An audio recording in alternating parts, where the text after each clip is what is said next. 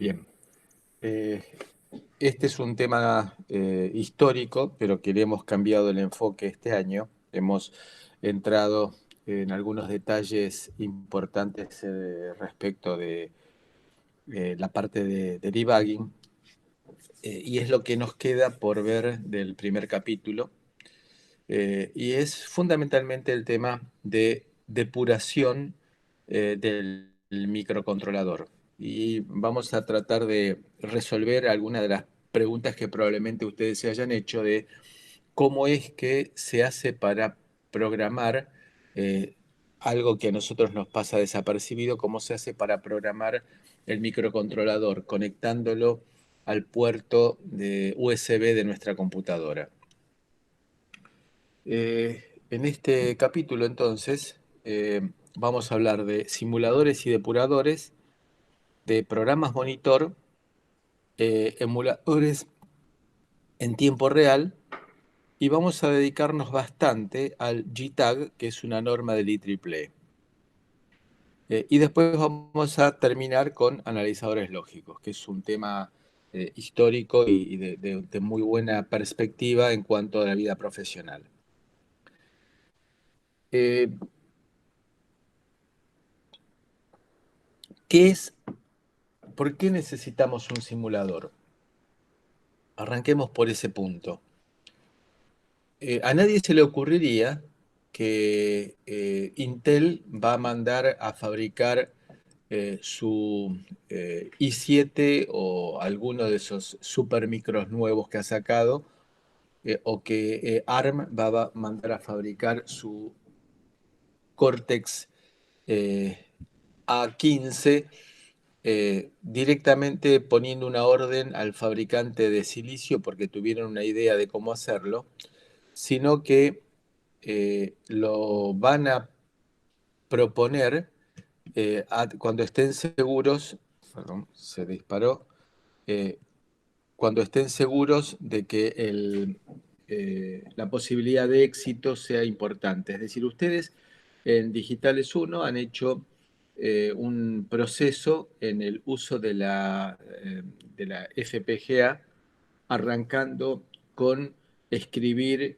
código en VHDL, luego lo simularon y luego, después de simularlo y ver que la simulación genérica funcional andaba bien, lo simularon sobre, todavía simularlo sobre la FPGA, eh, adoptando una FPGA para implementar lo que estuvieron imaginando en VHDL, y después de esa simulación recién programan la placa que tiene la FPGA. Es decir, que hay todo un proceso, primero de simulación sobre código VHDL, sin imaginarse sobre qué FPGA lo van a hacer.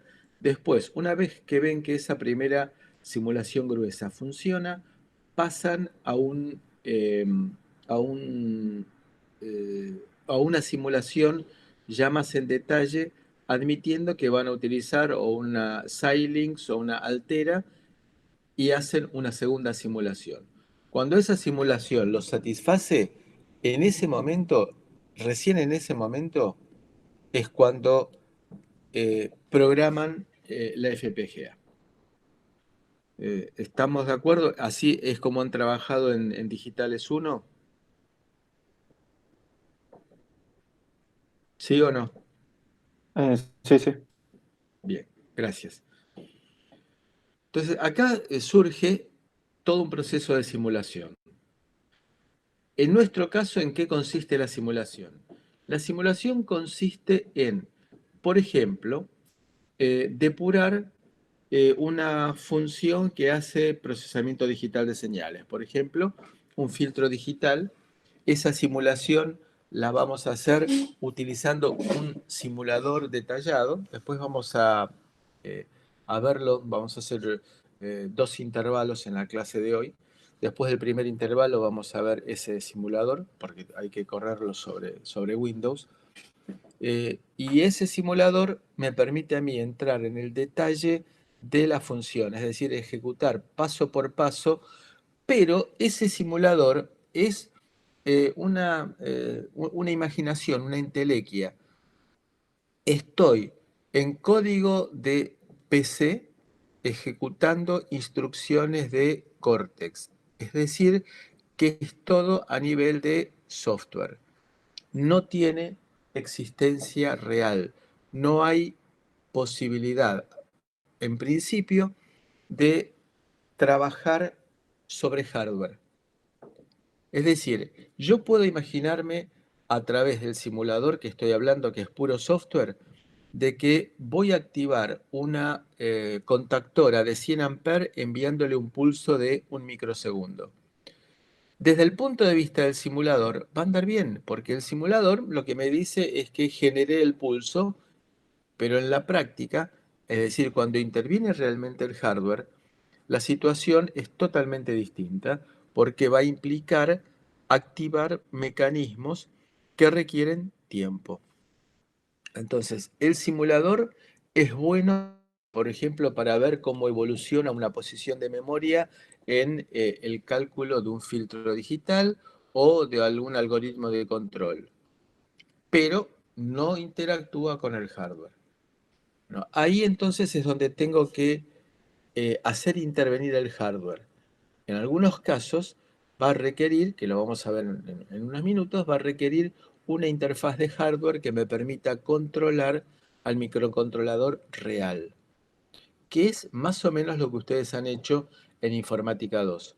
Es decir, ustedes desde la PC corrían un programa hasta un determinado punto, o corrían paso a paso eh, el programa viendo la evolución de registros o de posiciones de memoria.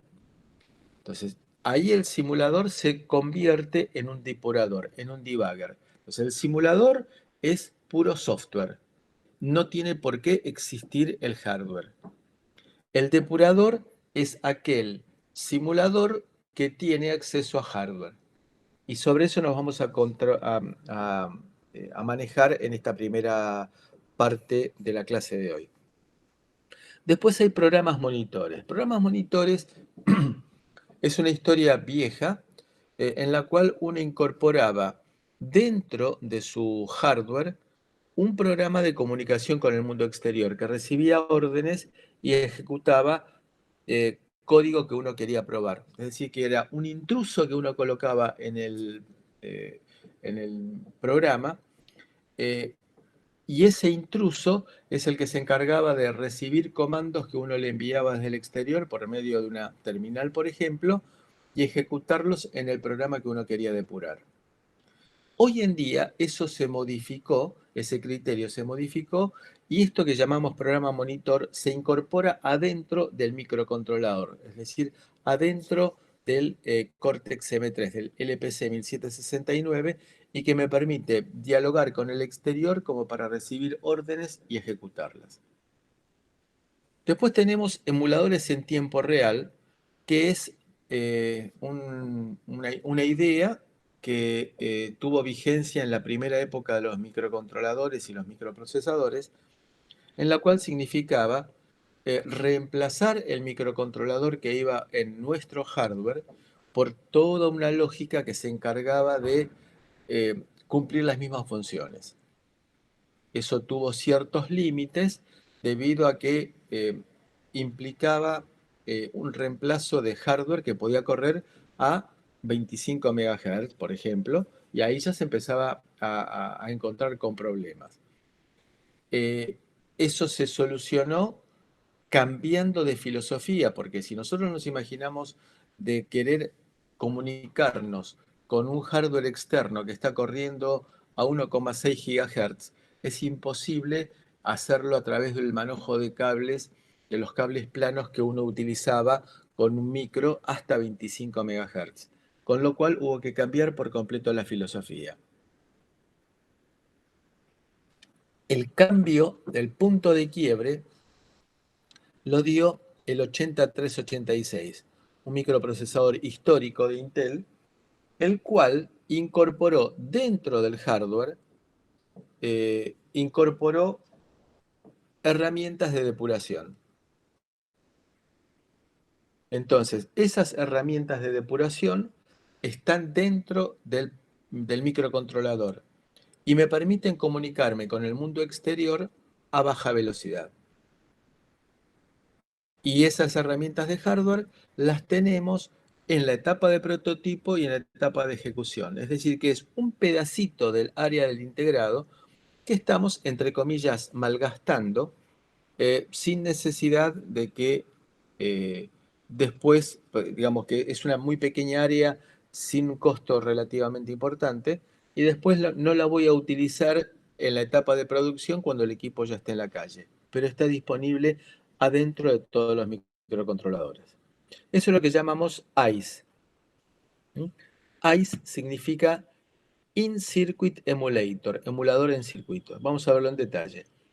Y luego aparece una norma del IEEE, que es la 1149 en sus distintas versiones, que las vamos a detallar, y que toma una idea que venía desde la década del 80, que surgió a través de esta sigla que llamamos JTAG, y que nos permite hacer pruebas e inclusive cargar en nuestro microcontrolador el programa que hemos compilado en la PC. Entonces, esta es la tendencia actual, el JTAG, pero igual vamos a seguir este derrotero. Y por último vamos a terminar con analizadores lógicos. Vamos a ver herramientas de depuración, vamos a tener el Keil, que nos vamos a detener un poquito, que uno lo puede descargar desde la página de Keil. Keil es una empresa que fue comprada por ARM, es decir, que Keil es la voz actual de ARM, y que es una herramienta de depuración de larga data, ya debe tener 30 años de funcionamiento, y tiene, para mi gusto personal, el mejor simulador sobre microcontroladores. Y después tendremos el EPS Expresso o MCU Expresso, que uno lo descarga, como lo han hecho ustedes desde la página de NXP, y que está disponible tanto para Windows, Mac OS X o para Linux. Es decir, que funciona sobre los tres sistemas operativos. Entonces, el Keil es un simulador que tiene tres áreas de trabajo claramente definidas. Entonces, este es un software que tiene posibilidad de conectarlo con cierto hardware que me permite eh, comandar la placa externa. En principio lo podemos utilizar para depurar tramos complejos y sensibles de nuestro código. Entonces tenemos varias áreas que son, por ejemplo, el área para el código escrito en C. Me aparece el equivalente en Assembler, que yo puedo editar tanto el código escrito en C como el Assembler equivalente, es decir, los puedo modificar en el tiempo de simulación.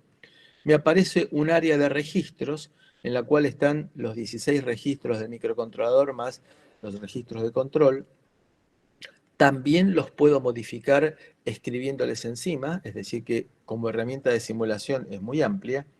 Tenemos puertos de entrada-salida que los puedo seleccionar. Acá, por ejemplo, me aparece el puerto 0 del microcontrolador que estoy trabajando. Los puedo escribir, los puedo modificar. Y me aparecen también periféricos. Por ejemplo, conversor analógico a digital. Es decir, que yo puedo leer, simular y escribir sobre estos registros de control del conversor o del timer o de lo que fuera. ¿Alguna pregunta hasta aquí?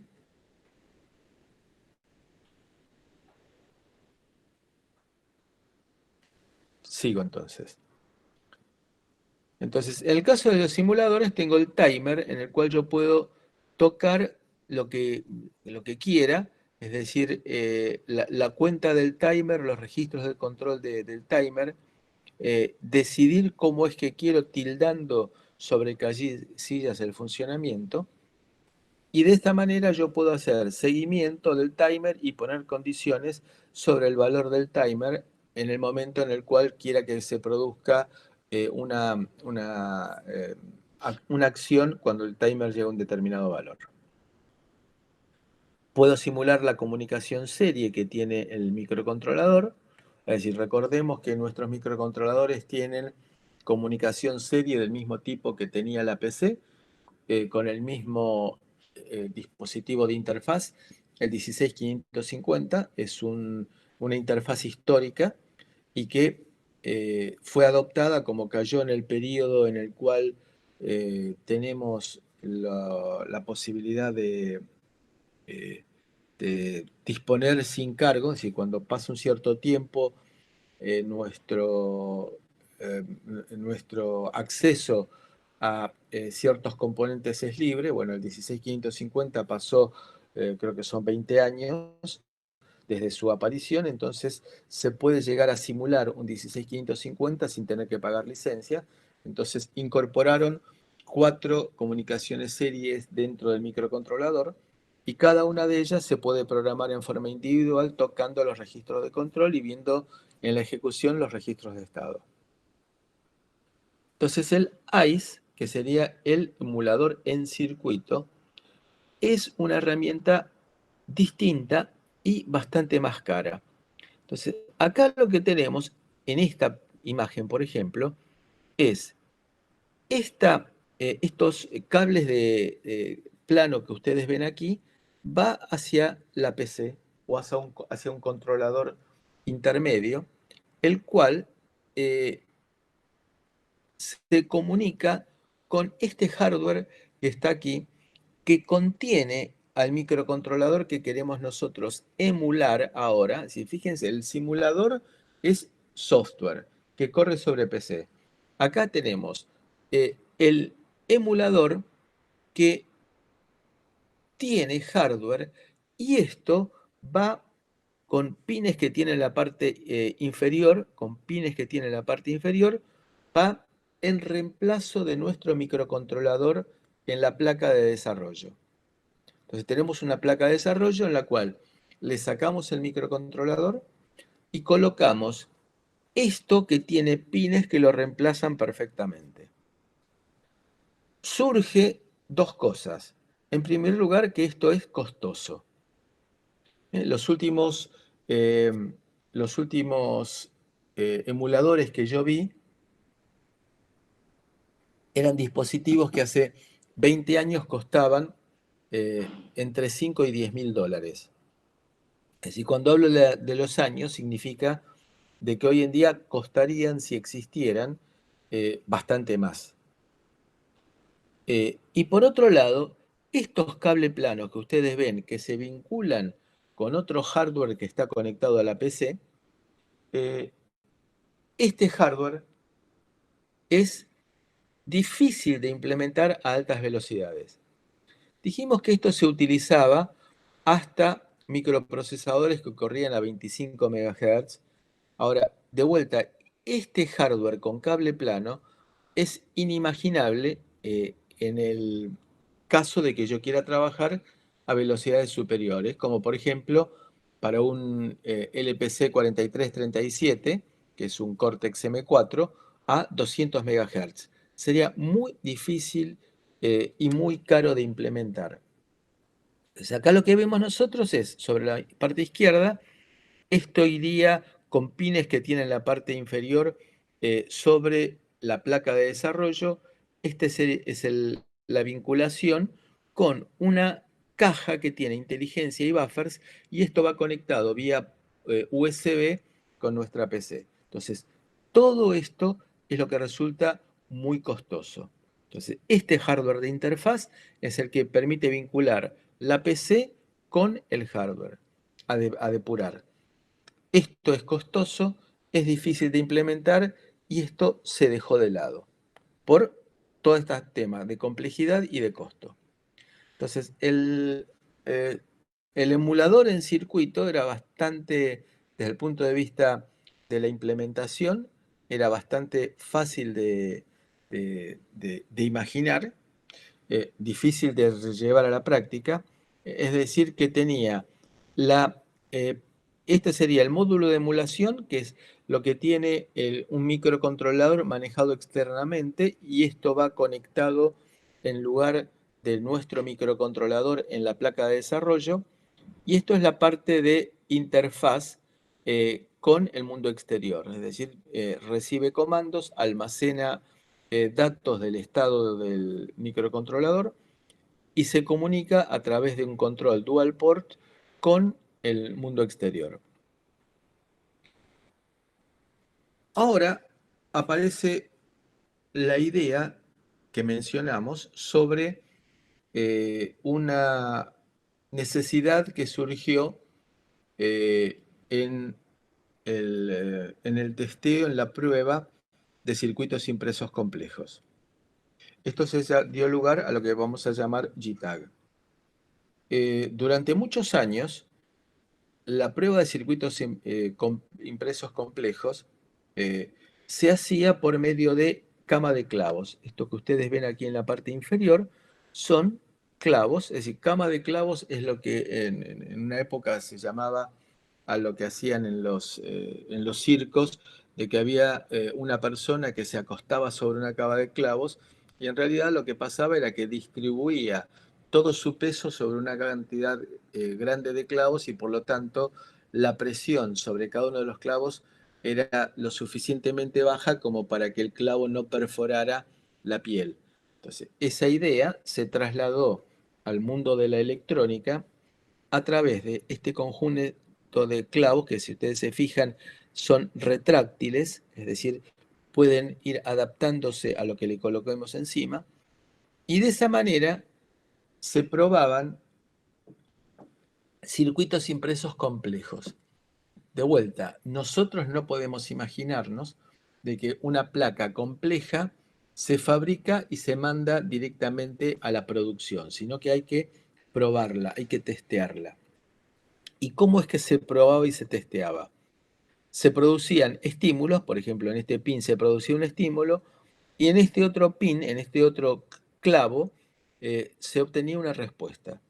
Si esa respuesta no era la adecuada, se tenía que tomar algún tipo de intervención, algún tipo de decisión de cómo rectificarla, de cómo modificarla y cuál era la conclusión en base a experiencia. Es decir, en base a qué era lo que había sucedido como para que la respuesta no fuera la deseada. Todo esto requería entonces algoritmos más o menos complejos que llevaban a todo un sistema de generación de- de tramas de prueba y de tramas de respuesta. Es decir, se producía toda una secuencia de unos y ceros en las entradas de estímulo y se veían cuáles eran las respuestas y en base a qué era lo que se recibía cuando se generaba, con lo que se generaba, se sacaban conclusiones de fallas. Entonces, la idea de la cama de clavos llegó a ser importante, interesante, pero a medida que fue avanzando la tecnología, nos encontramos con problemas.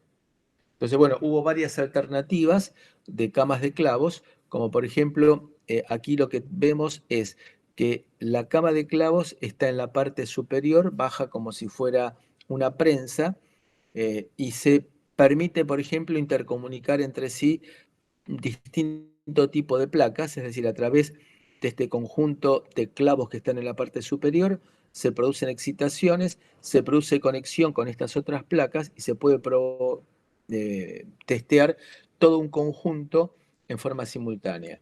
O sea, aquí tenemos otra versión de cama de clavos, que tenemos clavos en la parte inferior y clavos en la parte superior para hacer pruebas y salir por medio de algún tipo de interfaz USB o serie, según la antigüedad del producto, hacia un display que me diga a través de un número, de una firma, está todo bien o falló un puerto de entrada, un timer o algo caratulado de esa forma.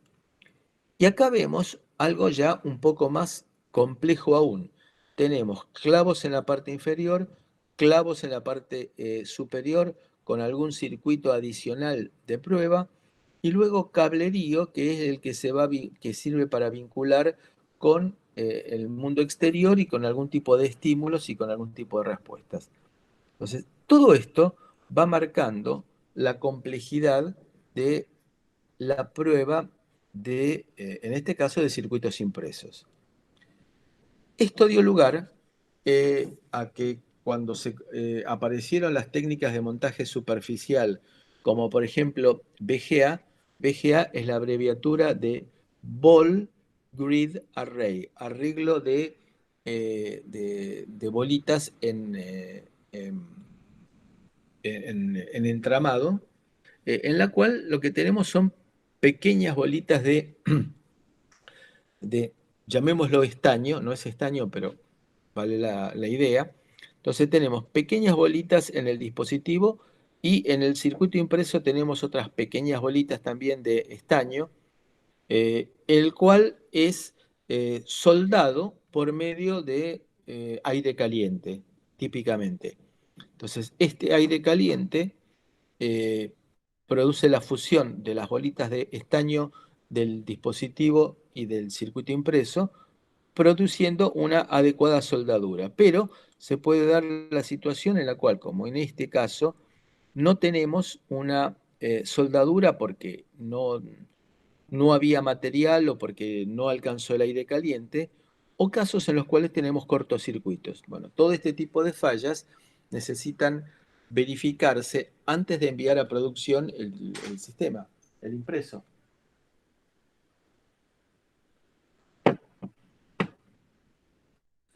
Eh, Todo esto dio lugar a lo que se llamó JTAG. JTAG es la abreviatura de Joint Test Action Group, es decir, un grupo que se dedicó a trabajar desde la década del 80 en el diseño de herramientas para el testeo. ¿En qué consistió esto? Entonces, el Joint Test Action Group comenzó produciendo una especificación para lo que se llamó Boundary Test Limits, que ahora lo vamos a detallar un poquito mejor, y que el IEEE, que es el Instituto de Ingenieros Electricistas y Electrónicos, y que hoy abarca también a la gente de sistemas, que es un organismo internacional que se dedica a una gran cantidad de actividades profesionales, entre las cuales está la elaboración de normas, creó en el año 90 la primera norma, la 1149. Entonces, GTAG es conocido también como IEEE 1149. Bueno, esta primera norma lo que hacía era estipular la forma en la cual se producía la conexión del mundo exterior con el dispositivo que uno quería probar. Ese dispositivo original, en el cual uno quería probar, era un circuito impreso. Entonces se generaban un conjunto de estímulos, conjuntos de unos y ceros, y se analizaban las respuestas. Y en base a eso se determinaban por medio de algoritmos y por medio de análisis qué tipo de fallas había. Es decir, si en el circuito impreso había cortocircuitos, había pistas abiertas, etc. Y se fueron introduciendo distintas versiones a medida que se iban detectando eh, que había evolución tecnológica y se iba detectando también necesidad de requerimientos y de actualizar protocolos.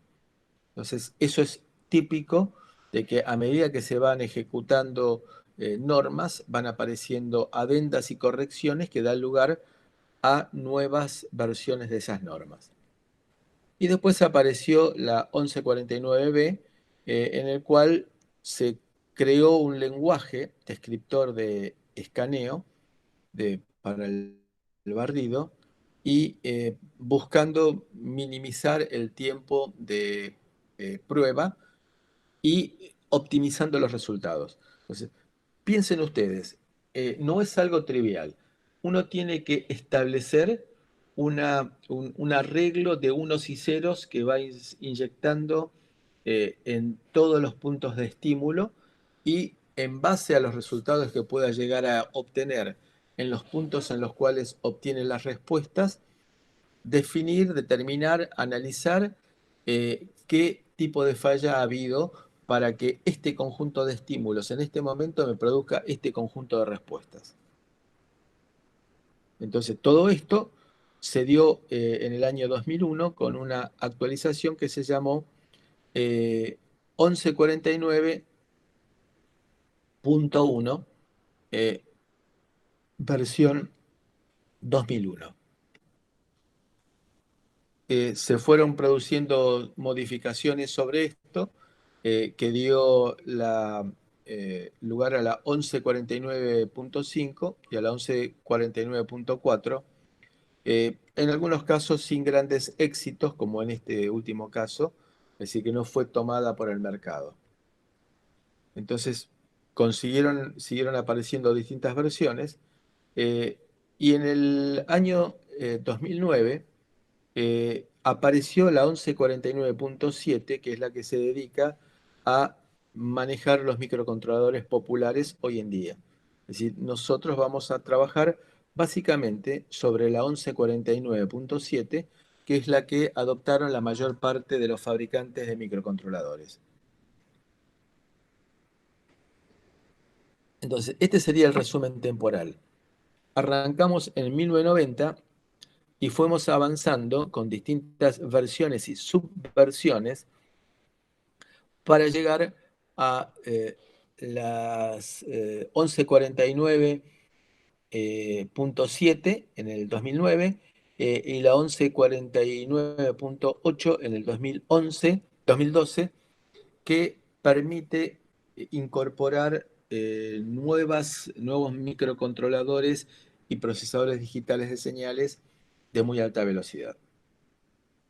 Bueno, resumen, arrancamos en el año 90 probando placas de circuitos impresos, que era muy difícil de implementar las pruebas por simple inspección, eh, y rápidamente se plegaron aquellos que trabajaban con procesadores digitales de señales en esa época. Eh, ¿Por qué motivo? Bueno, porque los procesadores digitales de señales, ya en aquel momento, estamos hablando de la década del 90, trabajaban a velocidades de los centenares de megahertz y que no podían utilizarse las técnicas de depuración tradicionales por los problemas que mencionamos antes respecto del costo y de la complejidad de hacer cables planos que pudieran trabajar a 500 MHz. Aprovechando la idea que tuvo la gente de Intel sacando el 8386, en el cual incorporaron registros internos en el microprocesador en ese momento, en el cual uno desde el exterior, en formato serie, le iba mandando comandos. Y le iba mandando, por ejemplo, en formato serie a baja velocidad, le iba mandando la dirección en la cual uno quería colocar un breakpoint. Entonces, bit a bit enviaba en forma serie a un registro interno de depuración que tenía el microcontrolador, y que ese registro después en tiempo real se comparaba con el contador del programa y se determinaba en qué momento eran iguales, y en ese momento se producía un quiebre de la ejecución del programa. Entonces, la idea surgió con el 8386, en el cual incorporó por primera vez registros dedicados exclusivamente a la depuración. Y esos registros no son accesibles por el usuario como registros de control normal, registros de trabajo normal. Solamente eran para depuración. En forma serie, a baja velocidad, con un bus, nada del otro mundo, podía entonces enviar datos para fijar breakpoints, puntos de observación, cargar registros, etc. Bueno, eso fue lo que introdujo el 8386, y eso fue lo que se utilizó en la evolución de JTAG como para pedirle a los fabricantes de microcontroladores y de DSP que incorporaran registros de control en ese sentido. Ya esos registros aparecieron en el año 2002, en el cual estaban los primeros es decir, los antecesores de nuestros Cortex que usamos hoy en día nosotros, ya incorporaron esos registros de control interno. Es decir, que ya se masificó el uso de JTAG en la década del 2000, y con la aparición de Cortex en el 2008, ya con una norma que lo soportaba, es decir, probaron con los primeros Cortex M3 en el 2008, y en el 2009 ya hubo una norma respaldatoria del IEEE, que era la 1149.7, que nos dio el soporte necesario para que todos pudiéramos llegar a trabajar con JTAG en microcontroladores. ¿Alguna pregunta, alguna duda?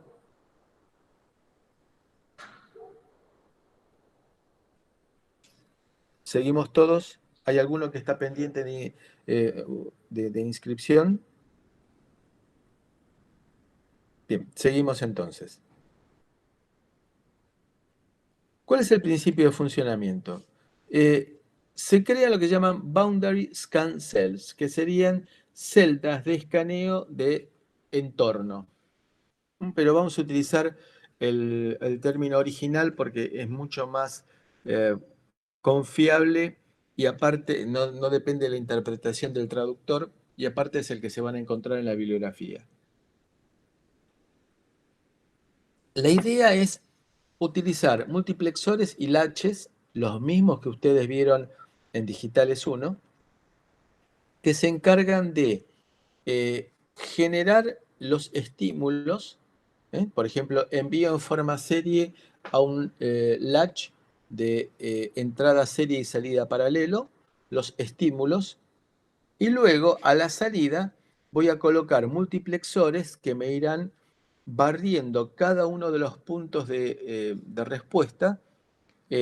Lo incorporaré a un registro de desplazamiento, si fuera necesario, para transmitirlo en forma serie hacia el exterior. Y cada uno de estos Boundary Scan Cells están conectados a cada pin del dispositivo. Y ahora vamos a entender qué significa enseguida qué es cada pin del dispositivo.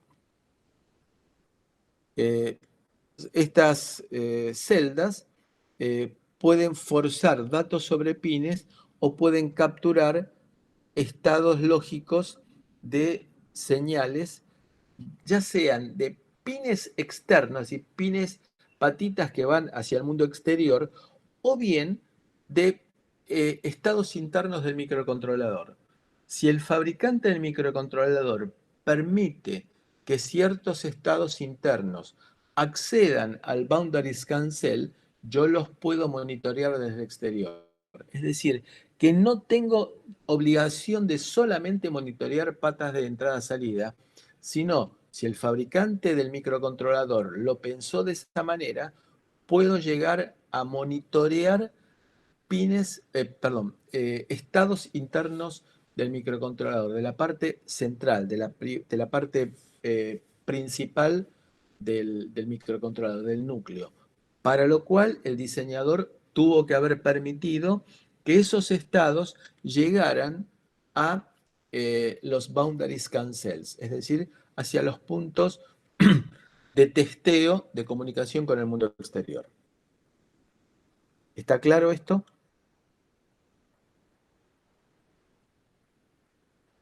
Sí, sí. Bien, gracias. Entonces, estos datos capturados, ya sea de pines o ya sea de estados internos, se transfieren hacia el exterior a través de puntos de acceso de prueba, que se llaman TAP, y que eso lo vamos a utilizar cuando veamos el esquema de implementación del Cortex M3. Y entonces, yo genero estímulos, secuencias de unos y ceros, elaborados con cierto criterio, no es al tuntún de cualquier manera, sino elaborados con cierto criterio, genero estímulos, luego verifico los estados de salida.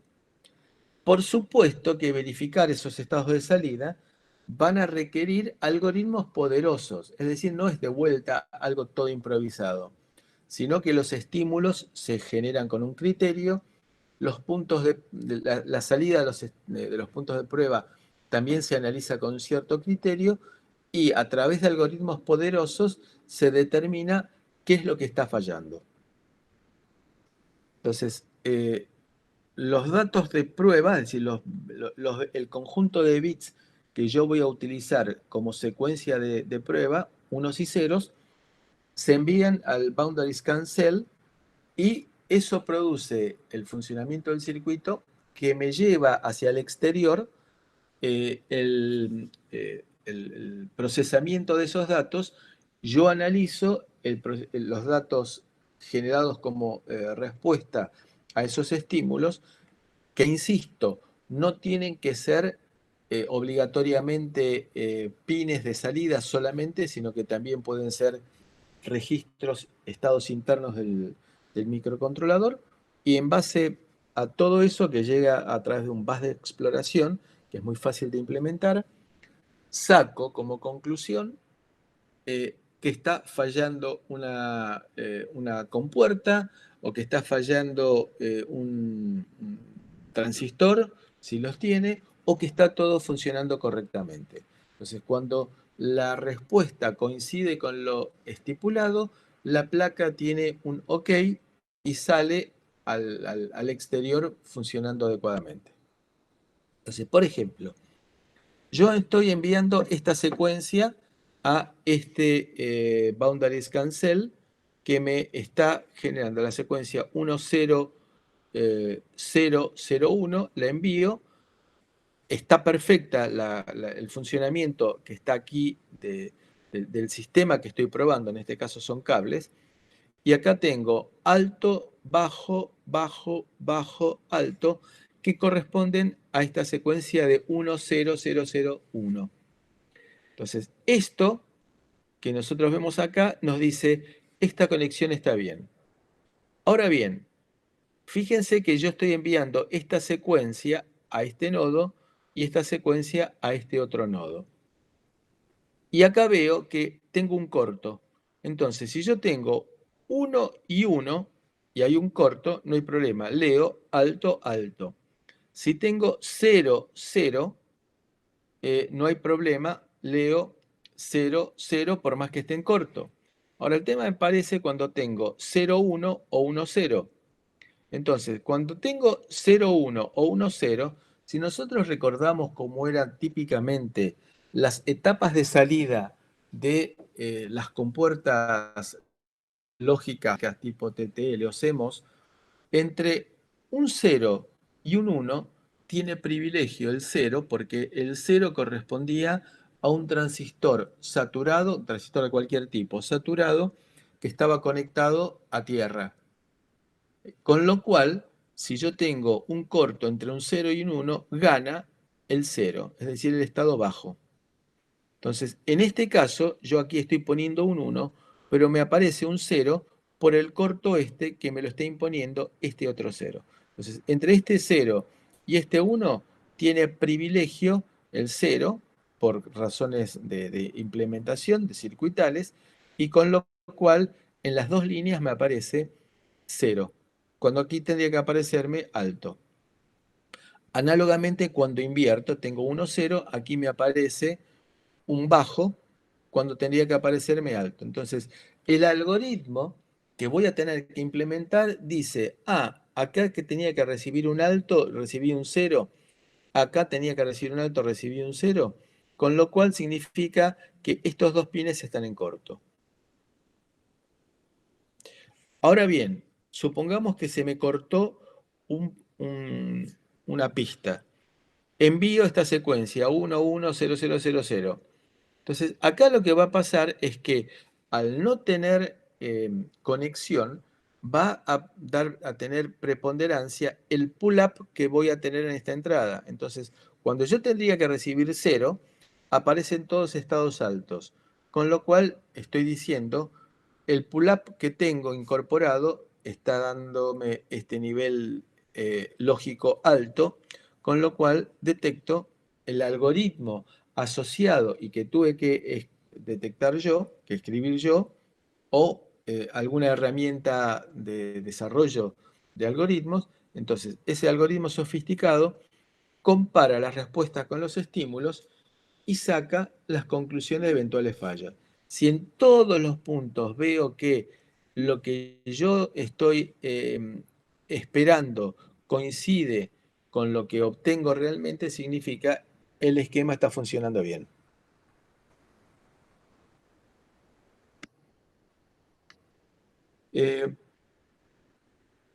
¿Alguna pregunta hasta aquí?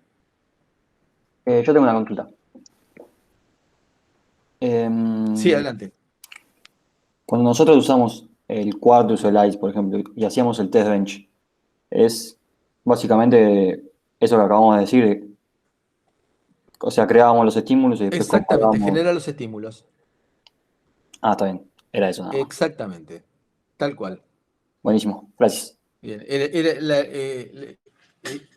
hizo la pregunta en el momento que habíamos acordado que tenía que hacerla. Perfecto.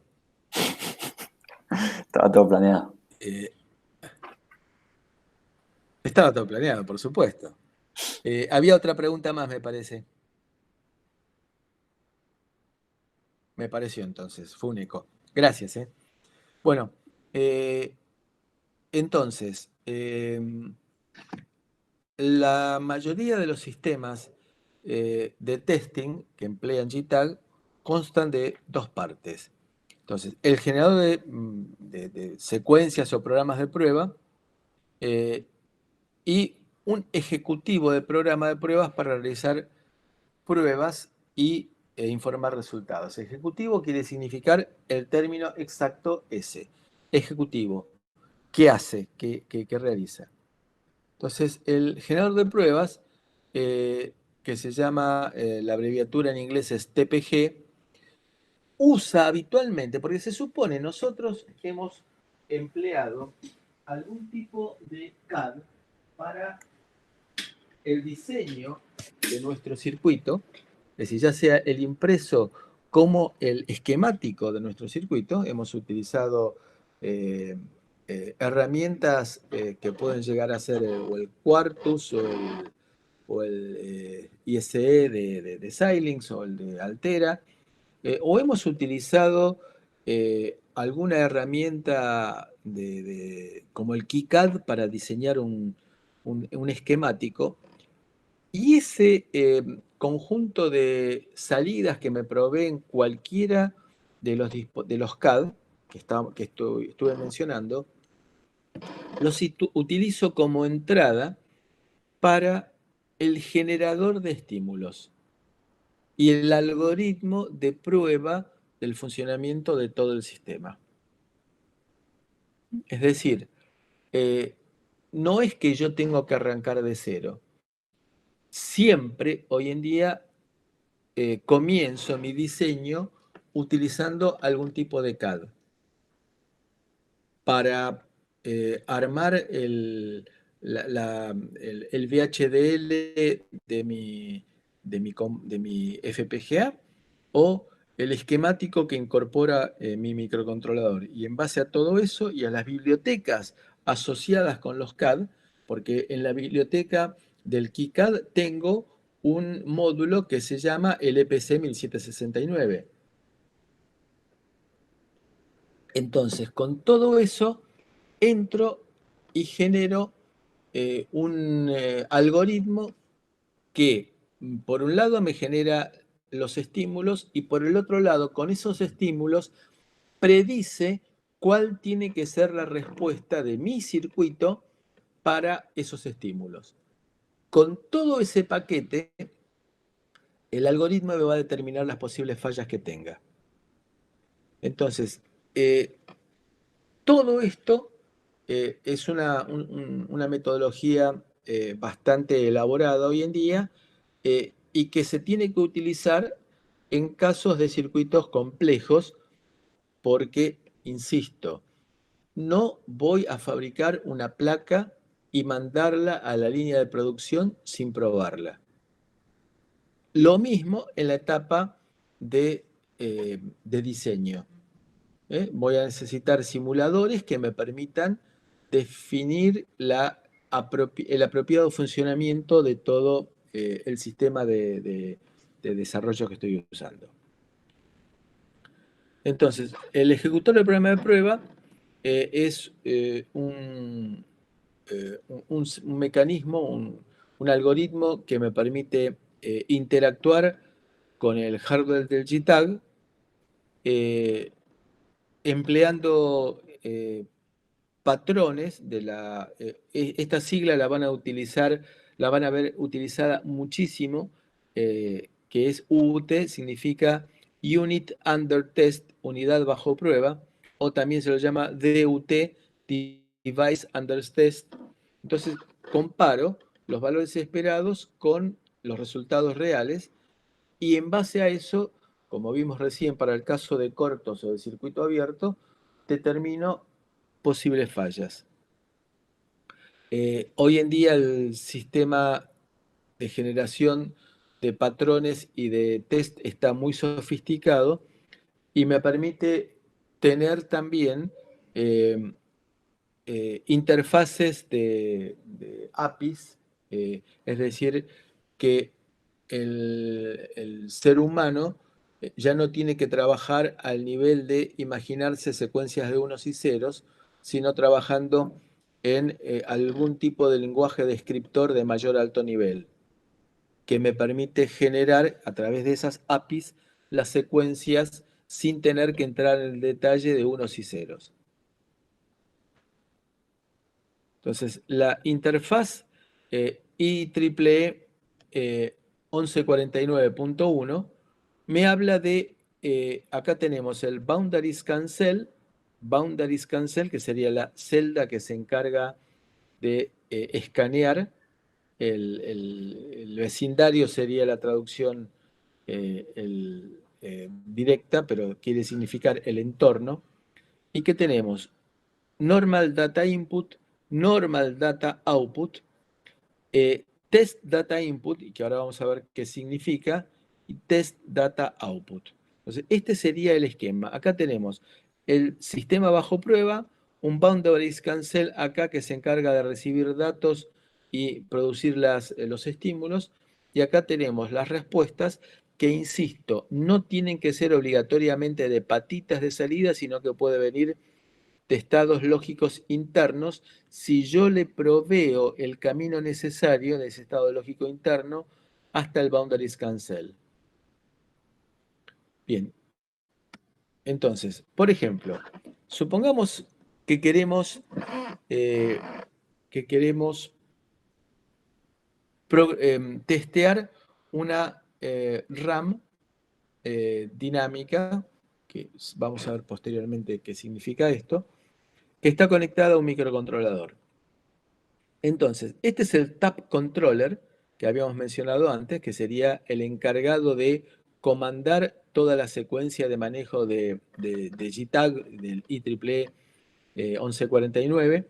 Entonces, recibimos la información del mundo exterior y con esto generamos la secuencia de testeo para esta RAM dinámica. Entonces nos vendrán las respuestas y diremos anda o no anda. Entonces fíjense que yo tengo que manejar solamente el microcontrolador y no tengo que meterme en el detalle de la RAM dinámica. El microcontrolador es que se encarga de comandar la RAM dinámica y mandarme la respuesta de anduvo todo bien o falló. Entonces, este sería un caso en el cual yo hago la secuencia de estímulos necesaria y obtengo los resultados, y en base a eso digo, la RAM dinámica está funcionando o no está funcionando. Ahora bien, supónganse ustedes que yo tengo un microcontrolador y que quiero programar la memoria flash. Entonces, yo lo que tendría que hacer es, en principio, enviar a través de JTAG bit por bit qué es lo que quiero programar la memoria flash, lo cual me llevaría mucho tiempo. Entonces, lo que se hace es incorporar, retomar la idea que habíamos mencionado nosotros antes del programa monitor, que le habíamos dado hacia el pasar, que era un programa que está dentro de nuestro propio microcontrolador y que se encarga de hacer tareas que son transparentes para el usuario. Es decir, que el usuario no sabe que existe ese programa, no tiene acceso a ese programa, y ese programa se encarga, por ejemplo, de programar la memoria flash. Entonces, este programa es un programa que se encuentra, si ustedes recorren en su memoria la configuración del Cortex M3, había un bloque de memoria que figuraba como que era memoria ROM. Esa memoria ROM es una memoria que tiene un programa que lo fijó don José NXP, dijo esto va a ir ahí y esto no va a ser accesible por el usuario. Es en realidad una memoria flash, porque no se quiere mezclar tecnología, memoria ROM con flash, sino que es una zona de memoria flash que se programa una sola vez y no se puede programar nunca más, ni tampoco se puede borrar. Entonces, esa memoria, ese código que está en la memoria flash que uno no sabe que existe y que vamos a llamar como, para los fines prácticos, actúa como si fuera una memoria ROM, ese código es el que se encarga de recibir información a través de JTAG y él se encarga de programar la memoria flash. Es decir, que no tiene que hacer toda la secuencia de tensiones y que hay que hacer para programar la memoria flash, sino que este programa se va a encargar de generar las tensiones y las secuencias para programar la memoria flash. Una vez que la programa y la verifica, avisa hacia el mundo exterior, anduvo bien. Entonces, de esa manera, simplifico toda la secuencia que yo tendría que enviarle a través de JTAG y lo hago mucho más rápido, porque va a ser mucho más rápido derivar la, eh, la acción de programación en este código que estamos aquí teniendo, que tener que manejar todo a través de JTAG desde el exterior. Entonces, este programa es el que se habilita cuando nosotros conectamos a través del puerto USB de nuestra computadora el kit LPC 1769. Entonces, este programa, cuando yo le transfiero los datos en forma serie, este programa recibe los datos y se encarga de ir programando todas las posiciones de memoria de la memoria flash. Y ese es el bloque de memoria que vamos a ver posteriormente, que tiene el 1769 y que está inaccesible para el usuario.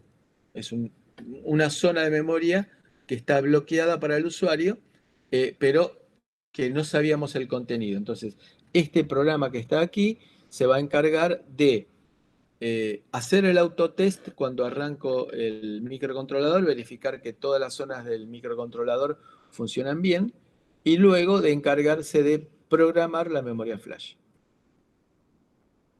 ¿Alguna pregunta? Bien. In-System Programming es el que se encarga de programar la memoria flash eh, y yo le puedo enviar a través del Boundaries Cancel eh, le puedo decir, borrame la memoria, una orden, una directiva. Está estipulado, hay documentación, si a alguno le interesa, se lo puedo mandar una nota de aplicación muy interesante, en la cual están especificados los comandos que se pueden llegar a generar para enviar a través del JTAG. Entonces, existen variantes de IEEE 1149, que es la IEEE 1532, que se encarga de manejar directamente las FPGAs y los dispositivos lógicos programables y a través de un puerto JTAG. Entonces, el JTAG tiene en principio 5 señales, que son TDI, entrada de datos, TDO, salida de datos, el clock, después el selector del modo de testeo y el reset, que esta es una señal opcional. Y fíjense que me permite a mí trabajar con varios dispositivos en cascada. De manera que yo lo que tengo que hacer es solamente utilizar las señales de TDI y TDO y en base a estas ir seleccionando con qué dispositivo. Bueno, el T-Clock va a llegar a todas y el TMS va a ser el encargado de seleccionar el dispositivo, uno va a tener el nombre de dispositivo 1, dispositivo 2, dispositivo 3, y la salida va a ser analizada. Y esto es muy piola porque nosotros tenemos, y esa es una tendencia bastante generalizada hoy en día, en un solo encapsulado, en un solo circuito integrado, más de un microcontrolador. Por ejemplo, el LPC 4337, que es el que utiliza la EDUCIA, es la placa desarrollada en nuestro país con fines didácticos, tiene dos microcontroladores, un Cortex M4 poderosísimo y un Cortex M0 para funciones de apoyo. Y los dos se manejan con un solo JTAG. Uno será el dispositivo 1, otro será el dispositivo 2. E inclusive se puede encarar de la misma manera para el caso en el cual yo en mi placa físicamente tenga más de un microcontrolador. Se puede demostrar que es más fácil a veces, a pesar que hay que hacer un análisis de costo, es más fácil dividir el problema en dos y que cada parte del problema, si está adecuadamente aislada, cada parte del problema sea resuelto por un microcontrolador. Entonces, aún teniendo físicamente dos microcontroladores, puedo hacer un solo análisis a través de un solo JTAG. Entonces, este sería el TAP del JTAG, la forma de vinculación. Acá tenemos las 5 señales de JTAG. Acá tenemos el TAP Controller con su registro de instrucciones y su decodificador de instrucciones. Fíjense que parece como si fuera la arquitectura de un micro. Acá tenemos entonces un multiplexor que se va a encargar de elegir qué es lo que yo quiero recibir y voy a tener acceso entonces a entradas y a salidas a través de esta lógica de control, que puede ser también una lógica discreta o una lógica programable. Entonces, esta sería la interfaz para llevar a nuestro circuito. A ver, ¿cuáles son las señales? Las señales dijimos que eran 5. El T-Clock es el test clock. Es el encargado de sincronizar todas las operaciones en la máquina de estados interna. El TMS es el Test Mode Select, que esta señal es muestreada en el flanco creciente de T-Clock para definir cuál va a ser el próximo estado dentro de la máquina de estados que es el TAP. TDI es el dato que se van a encargar de desplazarse internamente para enviar a la lógica a probar. Es decir, yo estoy enviando a través de un registro de desplazamiento que internamente es lacheado para hacer entrada serie, salida paralelo. Entonces, esta es la entrada serie. A través de T-Clock vamos desplazando los datos y voy a tener entonces esos datos a la salida de un registro de desplazamiento, los voy a lachear y los voy a tener y se van a generar en el borde ascendente. TDO es Test Data Out y que son los datos de salida desplazados y que van a salir en forma serie también en los flancos descendentes de T-Clock. Y por último, el test reset es un pin opcional, no es obligatorio que exista, pero su función es resetear la máquina de estados interna del microcontrolador. Entonces, aquí tenemos los pines de entrada-salida, el Boundary Scan Register, conjuntos de registros, y estos ya serían registros específicos. Y acá tenemos TMS, T-Clock y TDI, y acá tenemos T-Out. Dijimos nosotros, este sería el Tap Controller, el registro de instrucción, decodificador de instrucciones.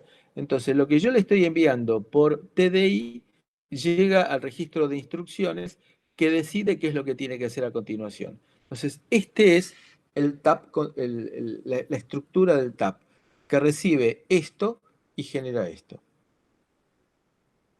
Veámoslo en la práctica con un microcontrolador comercial. Esta es una placa que tiene, que fabrica Keil, es una placa que tiene un LPC 4337, se alimenta de la misma manera que nuestro microcontrolador, que nuestra placa de 1769 por un micro USB. Esta es una placa bastante poderosa que tiene Ethernet, que tiene un display eh, OLED, que tiene puertos serie y que tiene unos pines específicos que los puso el fabricante, que es para conectarse con un JTAG, y esto es un emulador. Entonces, este es el hardware que habíamos mencionado nosotros, que va eh, conectado al puerto USB y que voy a correr desde por ejemplo, desde el simulador de Keil, diciéndole, ahora quiero correr el simulador, pero en una pantalla desplegable, eh, voy a correr el simulador, pero con eh, hardware externo.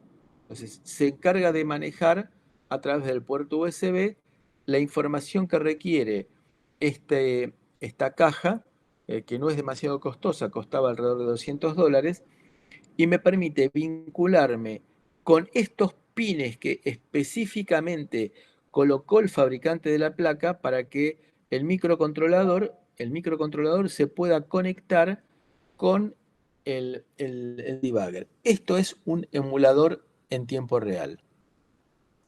Es decir, reitero, microcontrolador, de este microcontrolador vamos a ver las patitas que me provee el microcontrolador, voy al puerto JTAG, el puerto JTAG se comunica con esta caja a través de un cable plano, recordemos que ahora este cable plano va a trabajar en forma serie, no va a trabajar a 204 MHz como trabaja el microcontrolador este, sino que trabaja en forma serie a baja velocidad. Y esta caja que tenemos acá, que tiene lógica de interfaz y lógica programable, se comunica vía USB con mi computadora y por ende con el software que antes era de simulación y que ahora es de emulación, simplemente con la selección en una pantalla desplegable. ¿Quedó claro esto? ¿Alguna pregunta?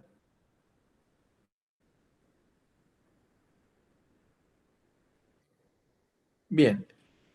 Eh, ¿Qué pasa en nuestro kit de desarrollo, en nuestro stick, que no tiene ese conector?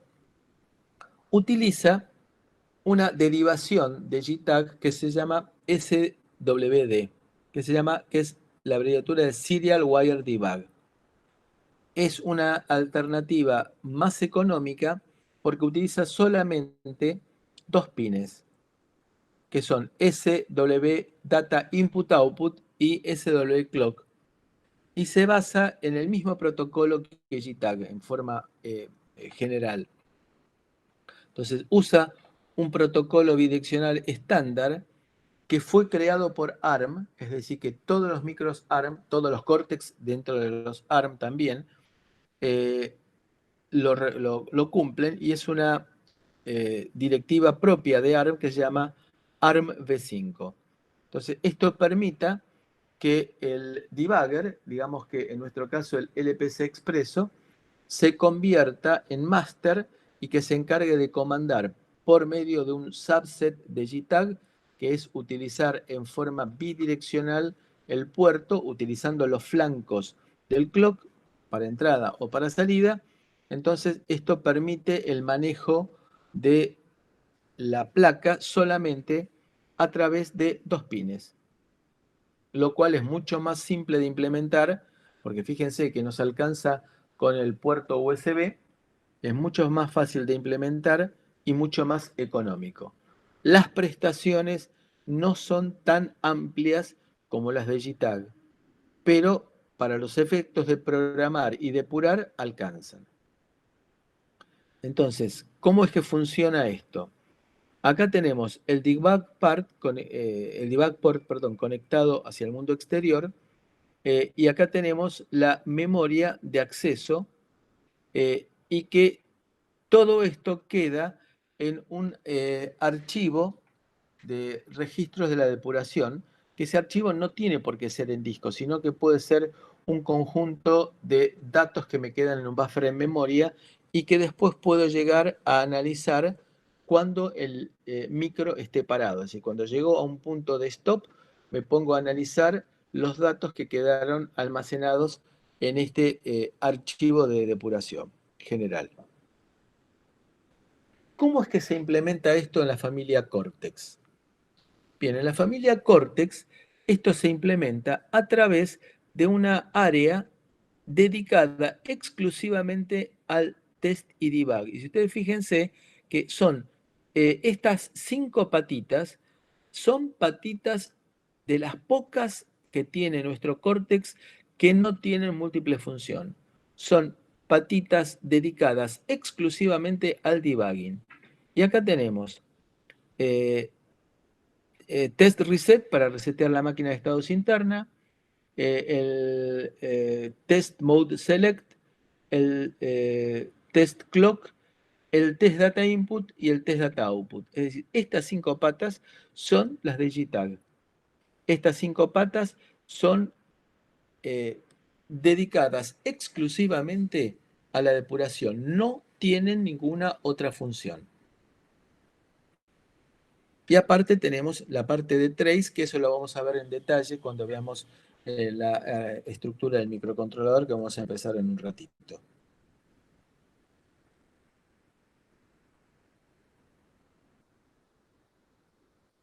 ¿Alguna pregunta? Marce, Sí. Carolina me había mandado un mail hace un momento que no estaba pudiendo ingresar. No sé si vos tenés alguna solicitud pendiente de aceptar por parte de ella. Es muy probable, ahora me fijo. Perfecto, gracias. Gracias, Juan. Bueno, si les parece bien, hacemos un break de 10 minutitos y rearrancamos.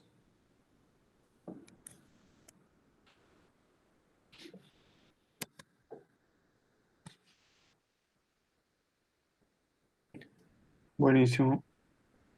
Muy bien. Bien, ahora no la tengo a ver. No tengo pedido de Carolina. Bueno, le voy a mandar la invitación nuevamente ahora. ¿Listo? Perfecto.